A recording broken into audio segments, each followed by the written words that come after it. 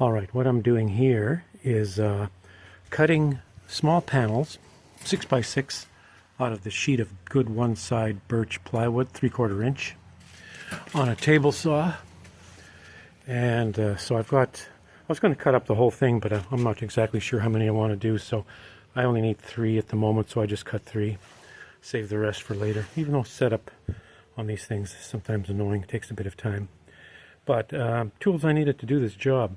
This is not an expensive table saw, so sometimes this ledge here will not be exactly square. So it moves like this, so you can see it can easily go out of square. So I measure very carefully with a calibrated ruler exactly what size I need from this bar to the edge of the blade. So I know exactly what my dimension is going to be, and I use a square. I'll show you how I work that. I put the square exactly here. Now you see how that is not quite square? So I have to make it square to ensure that this is going to be completely at right angles. So that's the purpose for having a square here. If you have a cheap table saw that doesn't guarantee that this thing is not going to wobble a bit. And then you can lock it into place and it'll be square.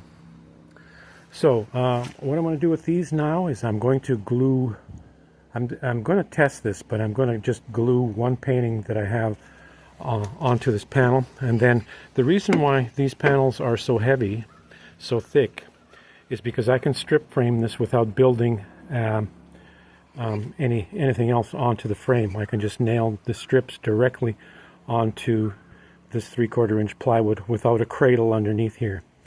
So it just misses out a step, and it's easier to keep everything square and flush and straight the way I want it. So the next step will be to prime these boards with 100 GAC, golden GAC, sand them lightly again, and glue my painting directly on that, and then strip frame it. So on to the next thing.